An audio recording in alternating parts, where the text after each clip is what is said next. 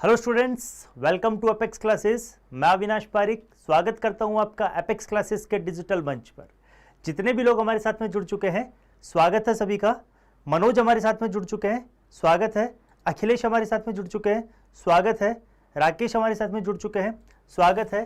ज़्यादा से ज़्यादा वीडियो को शेयर कीजिए स्टूडेंट्स, ज़्यादा से ज़्यादा वीडियो को आप अपने दोस्तों तक पहुँचाइए। दोस्तों, आपको पता होगा एनडी एग्जाम की आपकी डेट अनाउंस हो चुकी है, नज़दीक आ चुकी है। 10 अप्रैल आपका एग्जाम है।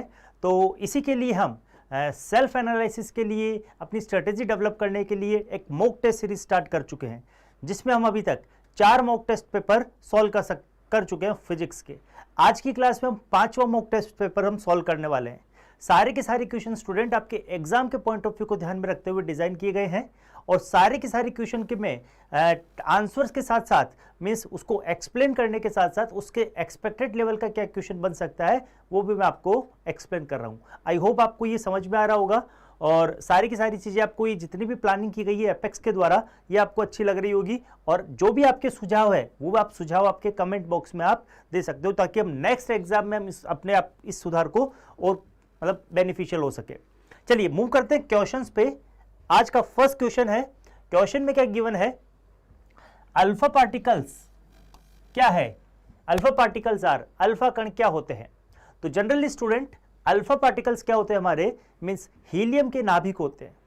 ये इसमें 2 प्रोटॉन और 2 न्यूट्रॉन होते हैं, जो कि रेडियो एक्टिविटी के दौरान हमारे नाभिक से उत्सर्जित होते हैं। तो हम कह सकते हैं कि मीन्स क्या होते हैं ये, आयोनाइज्ड हीलियम एटम्स। मीन्स ये क्या होते हैं हमारे, ionised helium atoms. Motivational quote हमारे साथ में जुड़े हुए हैं, स्वागत है, गुड इवनिंग। ज़्यादा से ज़्यादा वीडियो को शेयर कीजिए।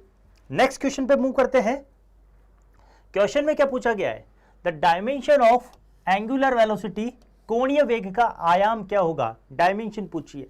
यूनिट ऑफ डायमेंशन के क्वेश्चन आपसे बहुत ज़्यादा फ्रिक्वेंटली आस्क है, यूपीएससी में बहुत ज़्यादा पूछे जाते हैं यूनिट और डायमेंशन से। तो मैं आपको बताना चाहूँगा डायमेंशन किसे कहते हैं, कि मीन्स जब भी हम बात करते हैं कि किसी डिराइव्ड फिजिकल क्वांटिटीज़ को अगर मैं फंडामेंटल क्वांटिटीज़ की फॉर्म में लिखता हूँ, मीन्स व्युत्पन्न भौतिक राशि को मैं अगर मूलभूत भौतिक राशियों के रूप में लिखता हूँ, तो कुछ पावर के साथ में उसको लिखना पड़ता है। मूलभूत भौतिक राशियाँ कुछ घातों के साथ में बढ़ती है, इन घातों को ही हम क्या कहते हैं, विमा कहते हैं।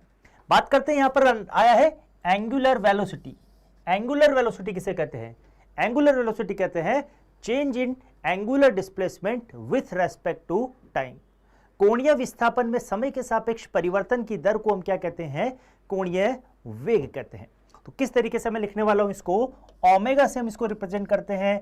Omega should be equal to theta upon T, जहां पर थीटा क्या हमारा, angular displacement. Angular displacement generally हमारा एंगल में डिनोट किया जाता है। तो इसकी अगर मैं यूनिट के बारे में बात करता हूं, तो एंगुलर डिस्प्लेसमेंट की यूनिट क्या रहने वाली है, रेडियन। एंगुलर डिस्प्लेसमेंट की यूनिट रहेगी रेडियन, और समय की यूनिट क्या रहने वाली है, सेकंड। तो हमारा जो कोणीय चाल बनेगा, मींस एंगुलर वेलोसिटी बन रही है, इसकी यूनिट क्या बनेगी, रेडियन पर सेकंड। अगर मैं बात करता हूं डायमेंशन के बारे में, जो कि हमें क्वेश्चन में पूछा गया है, तो एंगुलर वेलोसिटी, एंगुलर डिस्प्लेसमेंट कैसा रेशियो है हमारा, एक एंगल को बनाता है, ट्रिग्नोमेट्रिक रेशियो बनता है, कोण बनता है। अतः हम कह सकते हैं कि जो हमारा एंगुलर वेलोसिटी, एंगुलर डिस्प्लेसमेंट है, ये क्या हमारा डायमेंशन लेस क्वांटिटी है। तो ओनली फॉर यहां पर समय की विमा बनेगी। तो यहां पर विमा क्या निकल के आ रही है, m0 L0 t माइनस 1। तो ये हो गया हमारा एंगुलर वेलोसिटी का डायमेंशन। तो यहां से राइट ऑप्शन क्या बनने वाला है, थोड़ा सा टाइपिंग मिस्टेक है, ऑप्शन नंबर डी इसमें हमारा राइट ऑप्शन बन रहा है, m0 L0 t minus 1। Student, बात करते हैं कि अगर कोई ऑब्जेक्ट सर्कुलर मोशन करता है, तो उसे पूरा का पूरा सर्कल पूरा करने में कितना एंगल कवर अप करना पड़ रहा है, उसे 2 पाई एंगल कवर अप करना पड़ता है। और जितने समय में वो एक पूरा का पूरा चक्कर पूरा करता है, उसको हम बोलते हैं टाइम पीरियड या फिर आवर्तकाल। तो मैं लिख सकता हूं किसी सर्कुलर मोशन में पूरा का पूरा सर्कल कवर करने में कितना समय कितना एंगल कवर करता है, वो 2 पाई, और कितने समय में, टी टाइम पीरियड में, जिसको हम बोलते हैं आवर्तकाल या फिर टाइम पीरियड बोलते हैं। बात करते हैं कि आवर्तकाल हमेशा फ्रीक्वेंसी का क्या होता है, रेसिप्रोकल होता है। फ्रीक्वेंसी का क्या होगा हमारा, रेसिप्रोकल होगा। और फ्रीक्वेंसी किसे कहते हैं, मीन्स एकांक समय में, एक सेकंड में तय किए गए चक्रों की संख्या, तय किए गए दोलनों की संख्या, तय किए गए साइकिल्स का नंबर। तो यहां से मैं लिख सकता हूं 1/t को क्या लिखूंगा मैं, f। तो हम लिख सकते हैं 2πf। हम कह सकते हैं कि जो हमारा एंगुलर फ्रीक्वेंसी है और एंगुलर वेलोसिटी है वो क्या होती है, हमारी सेम होती है। मूव करते हैं नेक्स्ट क्वेश्चन पे।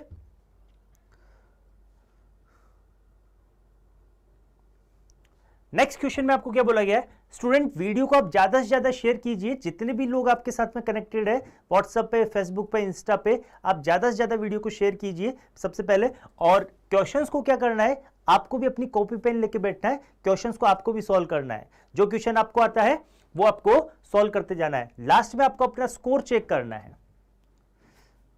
ठीक है, चलिए मूव करते हैं क्वेश्चंस पे। क्वेश्चन नंबर 3 पे, if we carry a charge once around an equipotential path, the work done by the charge। यदि हम किसी आवेश को समविभव पृष्ठ, समविभव पथ के चारों ओर एक बार ले जाते हैं तो आवेश द्वारा किया गया कार्य कितना होगा, आवेश द्वारा किया गया कार्य कितना होगा। तो स्टूडेंट मैं आपको बताना चाहूंगा यहां से कि मीन्स अगर हम बात करते हैं इक्विपोटेंशियल सरफेसेस के बारे में, इक्विपोटेंशियल किसे कहेंगे, जुगल प्रजापति हमारे साथ में जुड़े हुए हैं, ऑप्शन नंबर डी बता रहे हैं। अगर आपका क्वेश्चन नंबर 3 का आपने आंसर दिया है तो डेफिनेटली ऑप्शन नंबर डी आपका राइट है, दैट इज 0। देखिए स्टूडेंट, इक्विपोटेंशियल सरफेसेस किसे कहते हैं, ऐसी सरफेस जिसके हर एक पॉइंट पर हमारा पोटेंशियल विभव क्या हो, हमारा समान हो, एक समान हो, प्रत्येक बिंदु पर कैसा हो, समान हो, तो उसको हम क्या कहेंगे, इक्विपोटेंशियल सरफेसेस। तो कह सकते हैं कि मींस इक्विपोटेंशियल सरफेस के हर एक पॉइंट पर हमारा विभव क्या रहने वाला है, समान रहने वाला है। अगर मैं इस पॉइंट को कंसीडर करता हूं ए पॉइंट को, तो यहां का पोटेंशियल वी ए रहेगा। अगर मैं इसको कंसीडर करता हूं बी, तो यहां का पोटेंशियल क्या रहने वाला है, वी बी। तो इक्विपोटेंशियल सरफेस पर क्या रहेगा, V A should be equal to V B equal to V, हमेशा क्या रहने वाला है, समान रहने वाला है। बात करते हैं स्टूडेंट, अगर मैं इक्विपोटेंशियल सरफेस के बारे में बात करता हूं तो यहां पर पोटेंशियल डिफरेंस क्या रहने वाला है, पोटेंशियल डिफरेंस क्या रहेगा हमारा, मींस ए से बी तक जाने में मुझे किया गया वह जो पोटेंशियल डिफरेंस है that is V A B, कितना रहेगा, V A minus V B. अगर मैं बात करता हूं यहां से यहां तक लाने में मुझे कितना वर्क डन किया गया है, तो पोटेंशियल डिफरेंस की डेफिनेशन से हम बताएंगे W अपॉन Q, और W बराबर कितना हो जाएगा, VAB into Q. That is potential difference हमेशा कितना रहता है हमारा यहां पर, सेम रहने वाला है, VA minus V that is 0। तो वर्क डन भी क्या रह जाएगा हमारा यहां से 0। तो फाइनल इसका आंसर क्या बन रहा है, 0। तो इक्विपोटेंशियल सरफेस पर हम जब भी बात करते हैं कि मींस हमारा वर्क डन कितना रहता है, 0 रहता है। मूव करते हैं नेक्स्ट क्वेश्चन पे।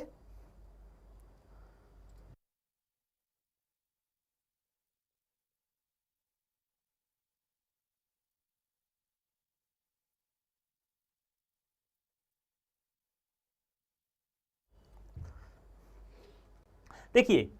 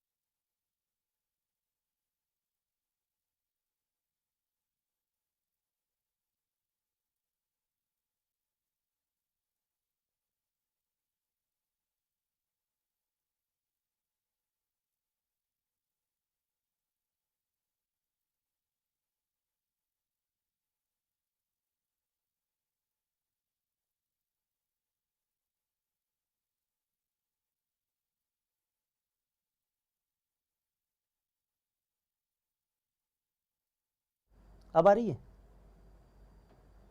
ओके, आवाज अब आ रही है, थोड़ा सा साउंड का प्रॉब्लम था, अब आ रही है। देखिए स्टूडेंट, वापस से मैं आपको बताना चाहूंगा, a metal rod at a temperature at 150 degree centigrade radiate energy at the rate of 20 watt. If its temperature is increased to 300 degree centigrade then it will radiate energy at the rate of, कितना हमारा rate इसका रहेगा, means Hindi medium वालों के लिए बात करते हैं, 150 डिग्री सेंटीग्रेड पर किसी तापमान पर एक धातु की छड़ 20 वोल्ट की दर से ऊर्जा विकिरण करती है। अगर इसका तापमान हम बढ़ा देते हैं 300 डिग्री सेंटीग्रेड, तो यह कितनी ऊर्जा दर विकिरण करेगी, कितनी ऊर्जा में ये रेडिएट करेगी। तो स्टूडेंट, वीन के नियम से हमें पता है कि E is directly proportional to T का पावर 4, कितना दिया हुआ है हमें, E is directly proportional to T का पावर 4। अगर मैं बात करता हूं इनिशियल टेम्परेचर के बारे में, तो T1 टेम्परेचर कितना गिवन है हमें, 150, लेकिन इसे हमें किस में कन्वर्ट करना है, केल्विन में कन्वर्ट करना है। तो इसको मुझे क्या करना पड़ेगा, 273, दैट इज, इसको अगर मैं सॉल्व करता हूं तो यहां से ये कितना बनाएगा, 375 आपका कितना बना लेगा, ये 2, 7 और 5 आपका 2, देन ये 423 degree kelvin, 423 degree kelvin. T2 temperature को राइज करके हमने कितना कर दिया, 150 से 300, तो यहां से ये हमारा T2 टेम्परेचर कितना बना लेगा, 273, दैट इज 573 डिग्री केल्विन।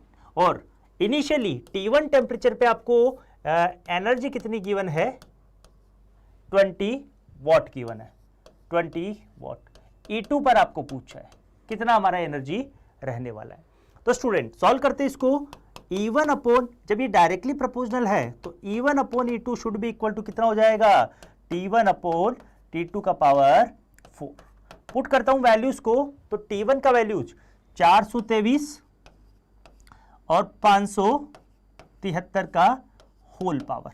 यहां से E1 का वैल्यू अगर मैं 20 पुट करता हूं तो E2 बराबर कितना आएगा, 573 बटा 423 की पावर 4 इंटू 20, दैट इज, ये अप्रोक्स हमारा आने वाला है 67.3 के अप्रोक्स। तो यहां से मैं इसको, ऑप्शन नंबर डी के नजदीक है 68.3, that is option number D इसमें हमारा राइट ऑप्शन बनने वाला है। ऑप्शन नंबर डी क्या आ रहा है इसमें, हमारा राइट ऑप्शन बनता है। तो इस तरीके से वीन के जो नियम है, स्टीफन का जो नियम है, स्टीफन के नियम से हम इसको सॉल्व करेंगे। मूव करते हैं नेक्स्ट क्वेश्चन पे। The plane at which earth magnetic field is horizontal, वह तल जिस पर पृथ्वी का चुंबकीय तल क्षैतिज हो जाता है, तो किस तल पर हो जाता है हमारा, इक्वेटर पे हो जाता है, भूमध्य रेखीय तल पर वो हमारा समान हो जाता है। तो इसका राइट ऑप्शन क्या बनने वाला है, प्लेन थ्रू मैग्नेटिक इक्वेटर। तो राइट ऑप्शन बनेगा इसका option number B, option number B इसमें हमारा राइट ऑप्शन बनने वाला है। मूव करते हैं नेक्स्ट क्वेश्चन पे। देखिए स्टूडेंट, क्या बोला गया है, a point charge is kept at the centre of a metallic insulated spherical, a point charge is kept at the centre of a metallic insulated shell.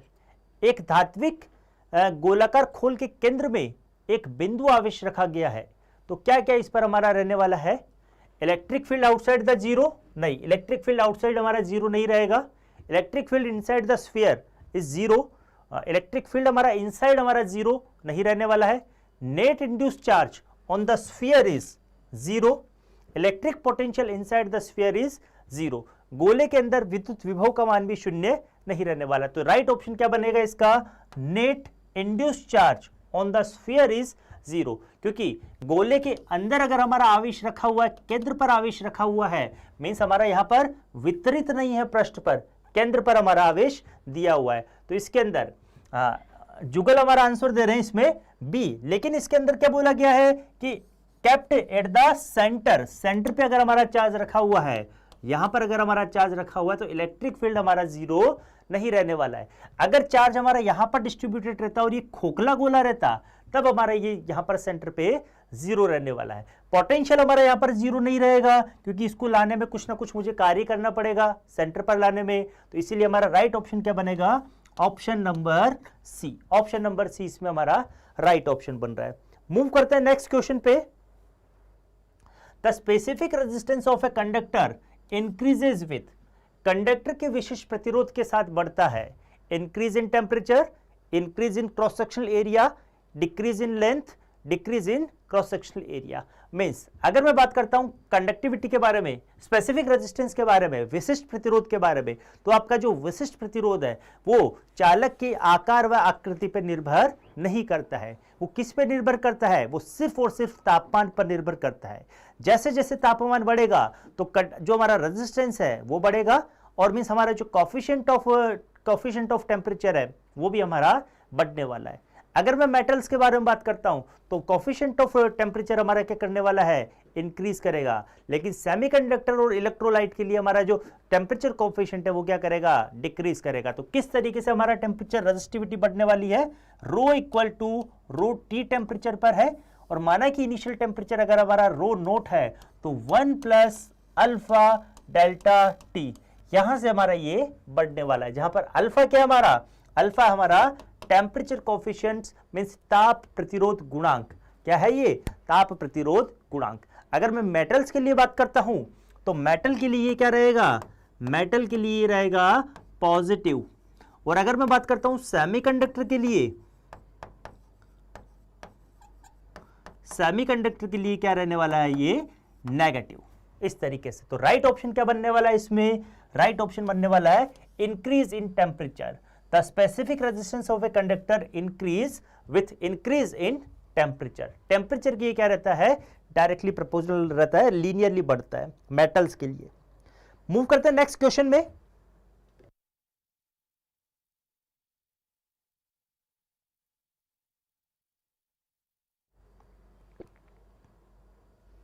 देखिए, the core of transformer is laminated. Transformer की core laminated होता है to prevent the moisture, इसे नमी रोकने के लिए, prevent from the noise, अनावश्यक जो आवाज रहती है उसको रोकने के लिए, प्रिवेंट इट फ्रॉम हीट, गर्मी से बचाने के लिए, रिड्यूस द एनर्जी। देखिए स्टूडेंट, जब भी मैं बात करता हूं ट्रांसफॉर्मर के कोर के बारे में, अगर मैं उसको लैमिनेटेड कर रहा हूं तो मीन्स उसको हम क्या उसमें कम कर रहे हैं? उसमें एडी करंट, जो एक्सिस करंट, जो हमारी सरफेस करंट रहती है उसको हम कम करते हैं। इससे क्या होता है? हमारा एफिशिएंसी बढ़ती है। अगर मैं करंट को कम करूंगा मतलब क्या कर रहे हैं? हम एनर्जी को कम कर रहे हैं, मीन्स एनर्जी को प्रिवेंट कर रहे हैं। तो means to reduce the loss of energy. तो राइट ऑप्शन बनने वाला है इसमें ऑप्शन नंबर डी, इसमें हमारा राइट ऑप्शन बनेगा। मूव करते हैं नेक्स्ट क्वेश्चन पे। क्वेश्चन में क्या बोला गया है? Kirchhoff's first and second law of electrical circuit are consequence of. Kirchhoff के विद्युत परिपथों के पहले व दूसरे नियम के परिणाम है। मींस अगर हम बात करते हैं किरचॉफ के लॉस के बारे में तो केसीएल और केवीएल, जब भी हम बात करते हैं किसी कॉम्प्लेक्स सर्किट के बारे में तो कॉम्प्लेक्स सर्किट को जब भी सॉल्व करना होता है तो हम किरचॉफ के लॉस को यूज करते हैं। अगर हमारा सर्किट सिंपल है तो हम ओम्स लॉ को यूज कर सकते हैं, लेकिन कॉम्प्लेक्स सर्किट के लिए हम किरचॉफ के लॉ को यूज करते हैं। अब जो हमारा केसीएल है, किरचॉफ करंट लॉ, इसके अकॉर्डिंग क्या होता है? किसी भी जंक्शन पर जितनी भी इनकमिंग करंट होती है वो आउटगोइंग करंट के बराबर होती है। तो हम कह सकते हैं कि जितना भी चार्ज हमारा जंक्शन पर आ रहा है उतना का उतना ही चार्ज हमारा वहां से क्या हो रहा है? डिलीवर हो रहा है, वहां से रिलीव हो रहा है। तो हम कह सकते हैं कि जो हमारा केसीएल है, जो फर्स्ट लॉ है, वो किस पे डिपेंड करता है? वो किसको फॉलो करता है? कंजर्वेशन ऑफ चार्ज को, आवेश संरक्षण को वो फॉलो करता है। लेकिन अगर मैं बात करता हूं केवीएल के लिए तो केवीएल के अकॉर्डिंग क्या होता है कि मींस किसी भी लूप के अंदर, किसी भी क्लोज सर्किट के अंदर जो पोटेंशियल ड्रॉप रहेगा अक्रॉस द रेजिस्टेंस और बैटरी के अक्रॉस जो हमारा टर्मिनल वोल्टेज रहने वाला है, इन सब का सम क्या रहेगा? हमेशा जीरो रहना है। लेकिन हम इसमें कुछ कंसीडर करते हैं, मींस बैटरी की पोलैरिटी को अगर हम लूप करंट को कंसीडर करते हैं, अगर लूप करंट हमारी नेगेटिव टर्मिनल पे आके हिट करती है तो हम बैटरी की पोटेंशियल को, टर्मिनल वोल्टेज को क्या लेने वाले हैं? पॉजिटिव। इसी तरीके से अगर सर्किट में फ्लो होने वाली करंट की डायरेक्शन में अगर हमारी लूप करंट फ्लो होती है तो उसको भी हम क्या लेंगे? पॉजिटिव। तो ये हमारा किस पे डिपेंड करता है? किससे है? एनर्जी कंजर्वेशन लॉ पे फॉलो करता है। तो हम लिख सकते हैं राइट ऑप्शन क्या बनेगा? Conservation of electric charge and electrical energy respectively. Option number C इसमें हमारा राइट ऑप्शन बनने वाला है। मूव करते हैं नेक्स्ट क्वेश्चन पे। नेक्स्ट क्वेश्चन में क्या बोला गया है, देखिए नेक्स्ट क्वेश्चन क्या है, the decrease in potential energy of A ball of mass 20 kilogram which falls from A height of 50 centimetre. 20 kilogram द्रव्यमान की एक गेंद जो 50 सेंटीमीटर की ऊंचाई से गिरती है कि स्थितिज ऊर्जा में कितनी कमी हुई। स्टूडेंट ज्यादा से ज्यादा आपको वीडियो को शेयर करना है और क्वेश्चंस के आपको आंसर कमेंट भी देने हैं कि मीन्स अगर आपने सॉल्व किया है तो उस क्वेश्चंस के आप आंसर भी देते जाइए। सारे के सारे क्वेश्चंस आपके एग्जाम के पॉइंट ऑफ व्यू से है इंपॉर्टेंट, सारे के सारे क्वेश्चन है और सारे के सारे क्वेश्चन हमारे जुम्बल्ड क्वेश्चन है, मीन्स मिक्स क्वेश्चन है। मिक्स क्वेश्चन की हम यहाँ पर प्रैक्टिस कर रहे हैं।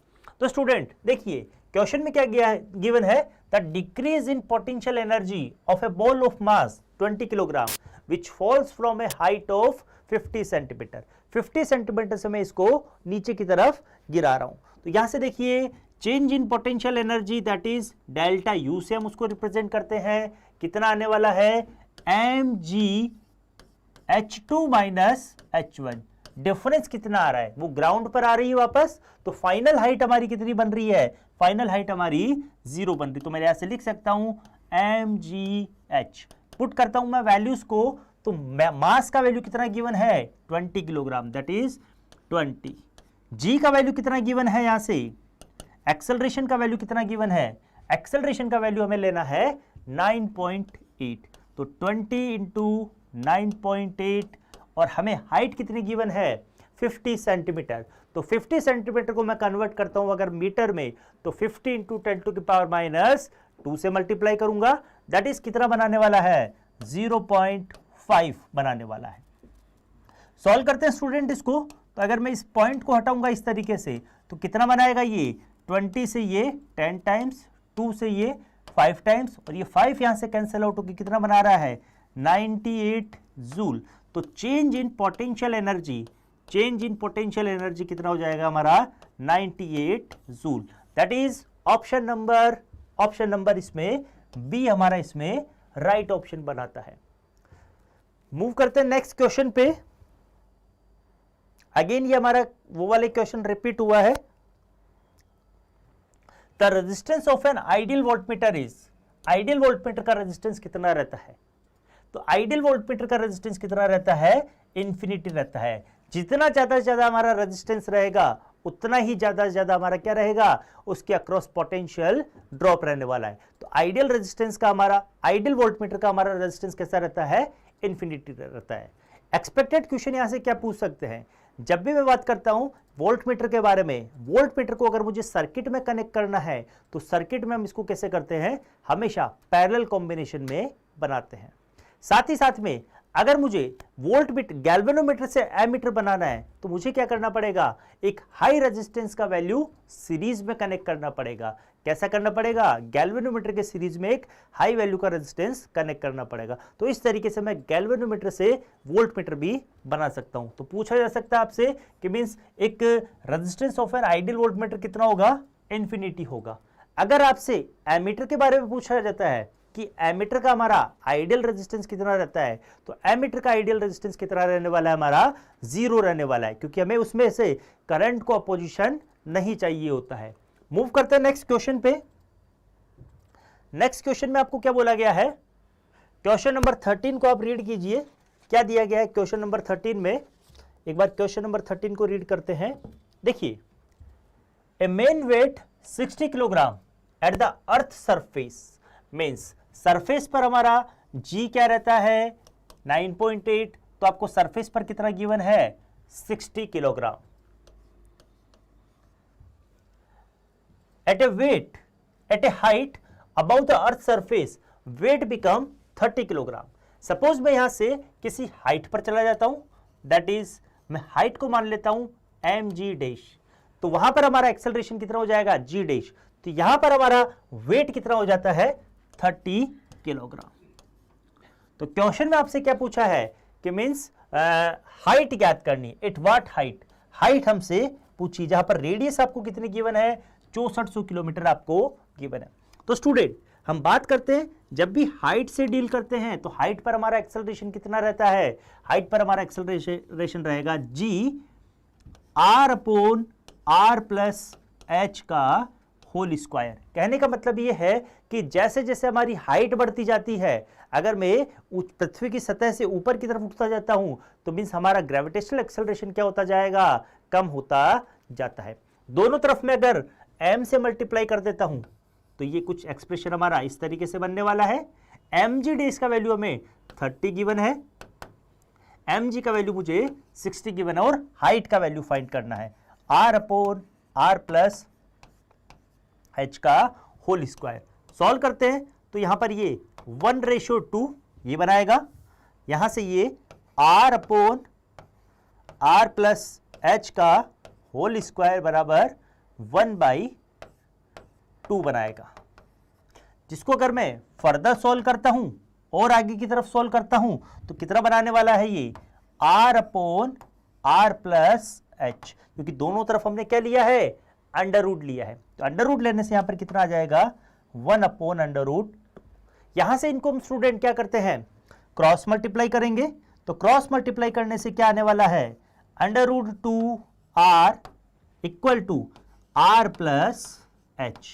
फर्दर इसको अगर हम सॉल्व करते हैं अगेन, h का वैल्यू हमें फाइंड करना है तो h इक्वल टू कितना आएगा, under root 2r minus r। तो यहां से फर्दर सॉल्व करते हैं तो under root 2 minus 1 into r। Under root 2 का वैल्यू होता है हमारा वह 1.414 होता है। तो अगर मैं यहां से पुट करता हूं इस तरीके से तो सॉल्व करने के बाद में 0.414 इंटू r का वैल्यू हमें 6400 किलोमीटर गिवन है। तो सॉल्व करने के बाद में हमारा राइट ऑप्शन क्या बनाएगा, 2624 किलोमीटर। तो राइट ऑप्शन हमारा इस तरीके से बनने वाला है। मूव करते हैं नेक्स्ट क्वेश्चन पे। नेक्स्ट क्वेश्चन में क्या दिया हुआ है,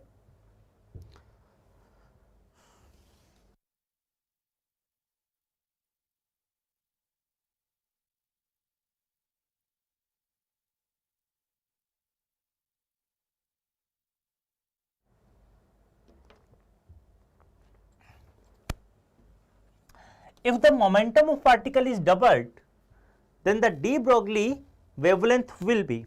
अगर हम मोमेंटम को डबल कर देते हैं तो डी ब्रोगली वेवलेंथ पर क्या फर्क पड़ने वाला है। यदि किसी कण का संवेग दोगुना कर दिया जाए तो उसकी डी ब्रोगली तरंग दैर्ध्य क्या रहेगी। तो स्टूडेंट हमें पता है कि संवेग और डी ब्रोगली वेवलेंथ में हमारा क्या रिलेशन रहता है, that is lambda equal to h upon p, जहां पर h क्या हमारा प्लैंक कांस्टेंट है जिसका वैल्यू कितना होता है 6.62 इंटू 10⁻34 जूल सेकेंड होता है।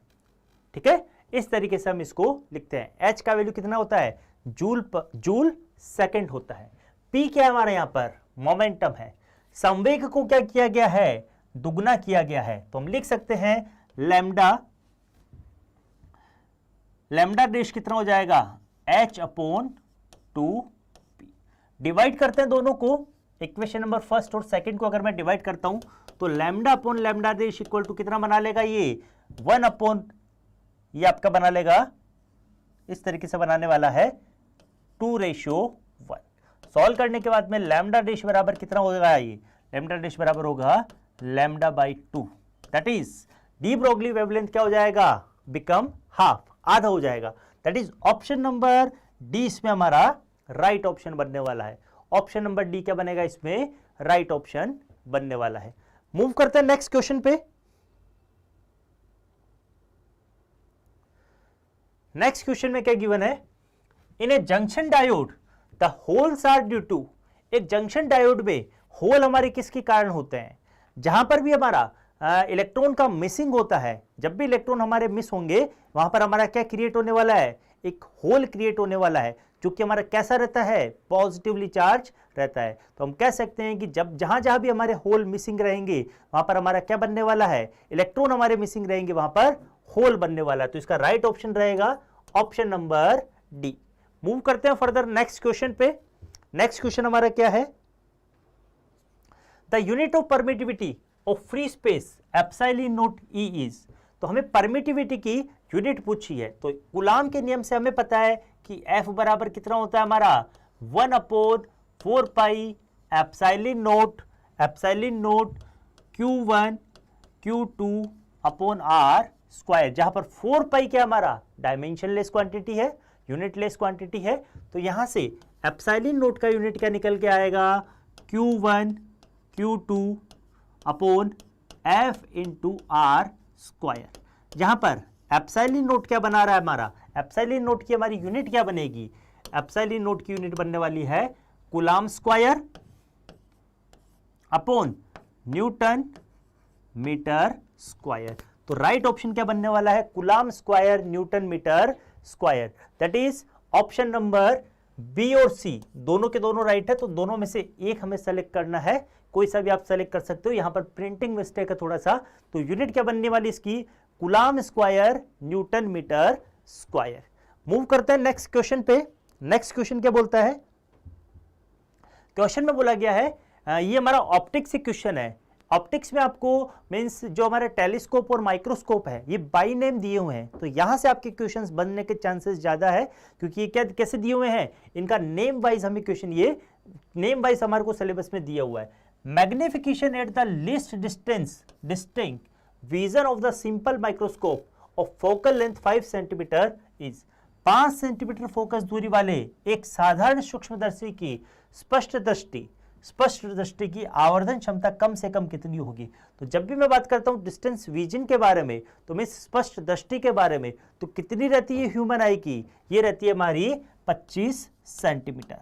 कितनी रहती है, डिस्टिंक्ट विजन कितना रहता है हमारा, डी बराबर 25 सेंटीमीटर, एफ फोकस दूरी हमें कितना गिवन है 5 सेंटीमीटर।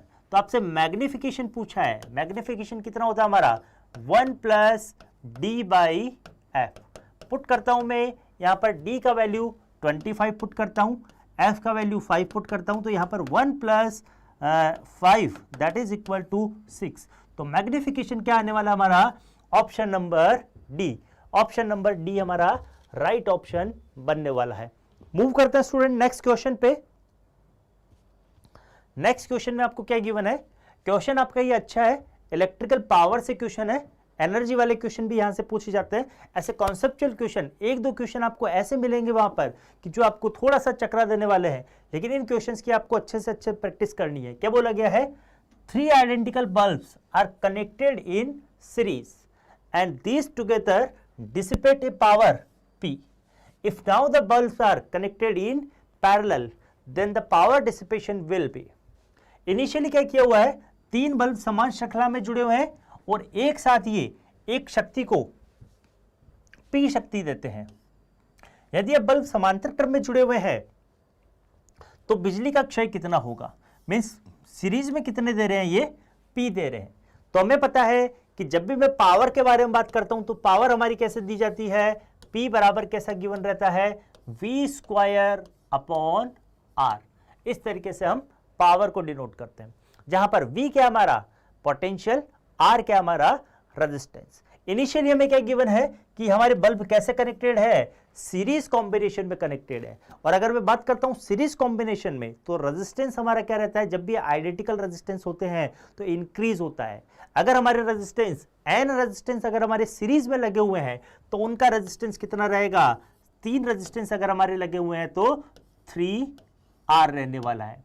इसी तरीके से अगर हमारा पैरेलल में रेजिस्टेंस कनेक्टेड है तो उनका जो इक्विवेलेंट रेजिस्टेंस है वो क्या रहने वाला है, n टाइम डिक्रीज होगा अगर वो आइडेंटिकल है।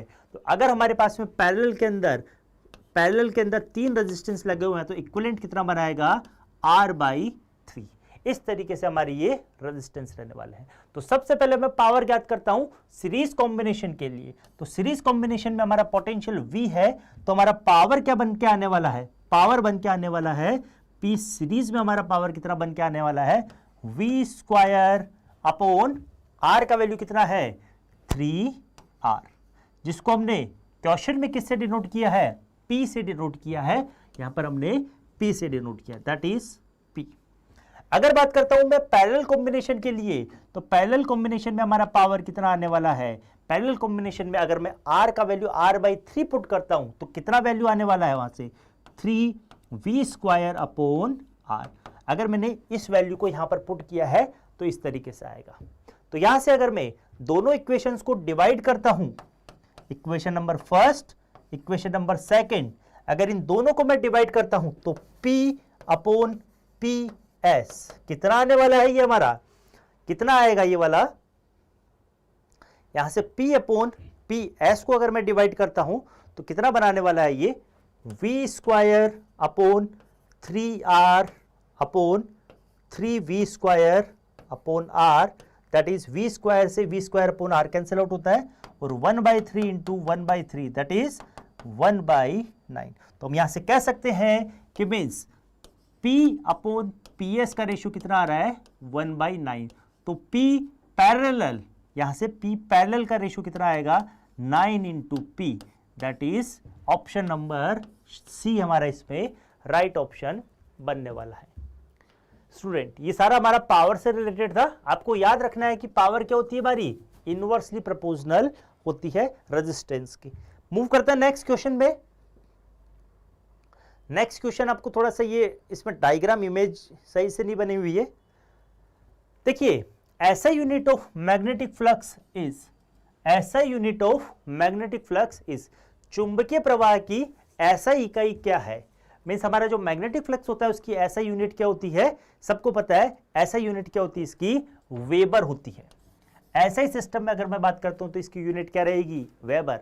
अगर मैं इसका सीजीएस सिस्टम में बात करता हूं तो सीजीएस सिस्टम में इसकी यूनिट क्या रहने वाली है, मैक्सवेल रहने वाली है। सीजीएस सिस्टम में क्या रहेगी यूनिट इसकी, मैक्सवेल रहने वाली है। मूव करते हैं नेक्स्ट क्वेश्चन पे। क्वेश्चन में क्या बोला गया है, what will be the ratio of distance moved by freely falling body from rest in 4 degrees at 4th second and 5th second, means यात्रा के चौथे और पांचवें सेकंड में आराम से गिरते हुए शरीर द्वारा तय की गई दूरी का अनुपात याद कीजिए। तो क्वेश्चन में क्या बोला गया है, कोई भी बॉडी है आपकी, उसको हमने क्या किया है, ड्रॉप किया है, फ्री फॉल किया है, तो इसका इनिशियल वेलोसिटी क्या रहने वाला है, इसका प्रारंभिक वेग क्या रहने वाला है, इसका प्रारंभिक वेग हमारा 0 रहने वाला है। अब ये नीचे की तरफ गिरती है तो इसका चौथे और पांचवें सेकंड में तय की गई दूरी हमें फाइंड करनी है।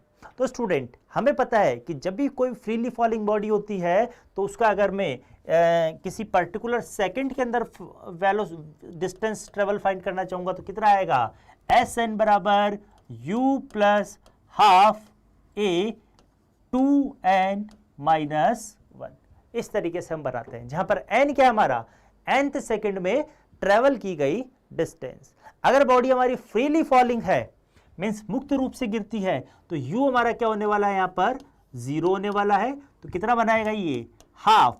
गिरते समय एक्सेलरेशन हमारा g रहेगा और पॉजिटिव रहने वाला है, तो यहां से मैं लिखूंगा g/2 2n माइनस 1। क्वेश्चन में हमें 4th और 5th सेकंड के लिए पूछा है, तो मैं यहां से लिखूंगा s 5th, कितना आएगा g/2। अगर मैं n का वैल्यू 5 रखता हूं यहां से, तो 2 इंटू 5 10, 10 माइनस 1 दैट इज 9 बना के, ये कितना बना रहा है, ये 9 बना रहा है। इसी तरीके से अगर मैं 4th सेकंड में ज्ञात करता हूं तो 4th सेकंड में कितना बना लेगा, g/2, यहां से 4 इंटू 2 8, 8 माइनस 1 दैट इज 7 बना लेगा। तो यहां से पूछा है हमें s 4th और s 5th का रेशियो पूछा है। दोनों का रेशियो कितना आएगा हमारा, अगर मैं दोनों को डिवाइड करता हूं मींस s 4th और s 5th को, तो g/2 से g/2 कैंसिल, दैट इज 7/9 हमारा इसमें राइट ऑप्शन बनने वाला है। That is option number B इसमें हमारा राइट ऑप्शन बनेगा। मूव करते हैं स्टूडेंट नेक्स्ट क्वेश्चन पे। नेक्स्ट क्वेश्चन में क्या बोला गया है, which of the following electromagnetic radiations have longest wavelength, निम्न में से किस विद्युत चुंबकीय विकिरण की तरंग दैर्घ्य सबसे लंबी होती है। तो कुछ आपको ऑप्शंस गिवन है, तो बात करते हैं इलेक्ट्रोमैग्नेटिक वेव्स के बारे में। इलेक्ट्रोमैग्नेटिक वेव्स किसे कहते हैं, मींस जब भी चार्ज आपका वेरिएबल वेलोसिटी के साथ में मूव करता है, मींस हमारा एक्सेलरेशन वहां पर त्वरण अगर हमारा 0 नहीं है, तो मींस वो कभी इलेक्ट्रिक फील्ड को बनाएगा, कभी वो मैग्नेटिक फील्ड को बनाएगा, मींस कभी चुंबकीय क्षेत्र को तो कभी वो विद्युत क्षेत्र को बनाएगा। तो इस प्रकार गति करता हुआ जो हमारा इलेक्ट्रॉन रहेगा वो विद्युत चुंबकीय तरंगों को बनाता है। ये विद्युत चुंबकीय तरंगे अलग अलग वेवलेंथ की होती है, अलग अलग आवृत्ति की होती है, जिनको हम क्या बोलते हैं, स्पेक्ट्रम बोलते हैं। अगर मैं बात करता हूं डे टू डे लाइफ में, तो डे टू डे लाइफ में हम कहां यूज करते हैं इनको, मींस जितनी भी हमारी लाइट है, प्रकाश ऊर्जा है, वो हमारी इलेक्ट्रोमैग्नेटिक वेव को रिप्रेजेंट करती है। या फिर हम इसको एक्स रेज के रूप में मेडिकल की फॉर्म में यूज करते हैं, या फिर हम कम्युनिकेशन सिस्टम में इनको रेडियो वेव्स की फॉर्म में यूज करते हैं। तो बात करता हूं मैं अगर स्पेक्ट्रम के बारे में बात करता हूं, तो इसका स्पेक्ट्रम हमारा किस तरीके से बनने वाला है, तो सबसे पहले इसके स्पेक्ट्रम में हमारे पास में क्या आती है, रेडियो वेव्स आती है, रेडियो वेव्स आती है। ये एक्सपेक्टेड लेवल का क्वेश्चन है, यहां से हमारे को एग्जाम में क्वेश्चन पूछ जाते हैं। अगर मैं बात करता हूं कि इसके स्पेक्ट्रम में नेक्स्ट कौन सी वेव आती है, तो नेक्स्ट आती है हमारी इंफ्रारेड वेव।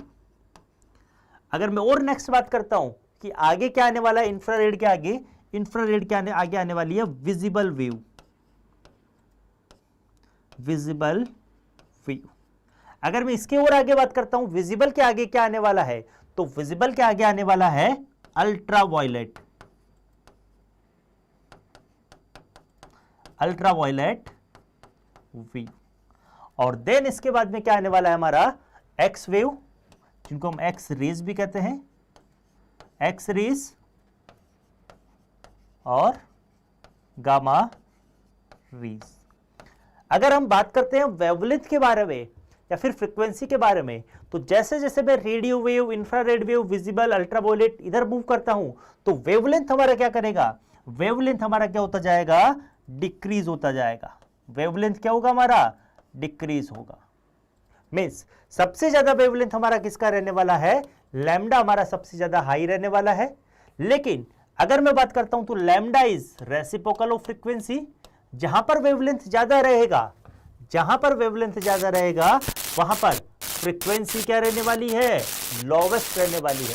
तो आपसे यहां पर पूछा है कि मींस निम्नलिखित में से किस विद्युत चुंबकीय विकिरण का तरंग दैर्ध्य सबसे लंबी होगी, तो जो हमारी रेडियो वेव रहेगी उसका वेवलेंथ क्या रहेगा, सबसे ज्यादा रहेगा, और फ्रीक्वेंसी क्या रहने वाली है, कम रहने वाली है। तो जैसे जैसे मैं आगे की तरफ बढ़ूंगा, तो अगर मैं गामा रेस के बारे में बात करता हूं, तो गामा रेस का वेवलेंथ तो सबसे कम रहेगा, वेवलेंथ तो इसका कम रहने वाला है, लेकिन इसकी फ्रीक्वेंसी क्या रहेगी, हाई रहने वाली है। यह आपसे एग्जाम में पूछा जा सकता है, इनका ऑर्डर पूछा जा सकता है। मूव करता है नेक्स्ट क्वेश्चन पे। नेक्स्ट क्वेश्चन में आपको क्या गिवन है, क्वेश्चन में आपको गिवन है a body of weight 72 newton moves from the surface of the earth at a height half of the radius of the earth, then the gravitational force on it will be, कितना हमारा इसका gravitational force रहने वाला है।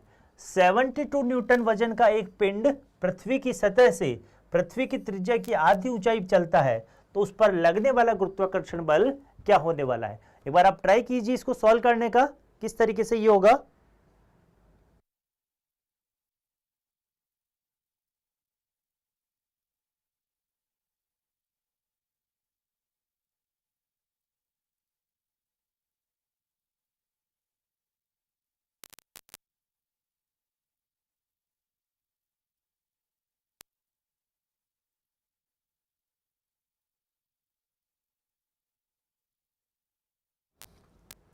देखिए student, question में आपको क्या बोला गया है कि अर्थ का जो सरफेस है, जहां पर लगने वाला फोर्स हमारा ग्रेविटेशनल फोर्स कितना है, 72 न्यूटन है। तो हम लिख सकते हैं F बराबर हमें कितना गिवन है, दैट इज mg, कितना गिवन है, 72 न्यूटन। लेकिन अगर मैं हाइट पर जाता हूं, तो हमारा ये जो एक्सेलरेशन है वो क्या होने लग जाता है, डिक्रीज होने लग जाता है। किस अमाउंट से डिक्रीज होता है, तो मैं यहां से लिखूंगा आपको g डैश बराबर g, कितना अमाउंट से डिक्रीज होगा, r upon r plus h का होल स्क्वायर, इस अमाउंट से ये डिक्रीज होने वाला है। क्वेश्चन में बोला गया है कि मींस त्रिज्या की आधी ऊंचाई पर, कहने का मतलब है कि h बराबर r बाई 2 पर हमारा कितना डिक्रीज होने वाला है, कितना ये डिक्रीज होगा। भोजराज योगी हमारे साथ में जुड़े हैं, स्वागत है आपका। देखिए h/2 पर हमें वेट पूछा है, तो अगर मुझे वेट पूछा है तो यहां पर मैं दोनों तरफ से वेट क्या होता है हमारा, मास इंटू एक्सेलरेशन, तो मैं यहां पर लिखूंगा mg dash equal to g m दोनों तरफ मल्टीप्लाई किया है, r upon r plus height क्या हमारी r/2 का होल स्क्वायर। तो यहां से mg का वैल्यू हमें कितना गिवन है, 72 गिवन है। मैं पुट करता हूं यहां से 72, और ये mg डैश हमें फोर्स पूछा है। एलसीएम अगर हम यहां से लेते हैं तो कितना बनाएगा, 2r प्लस r, और ये अपोन वाला जो 2 है ये एलसीएम वाला ऊपर चला जाएगा।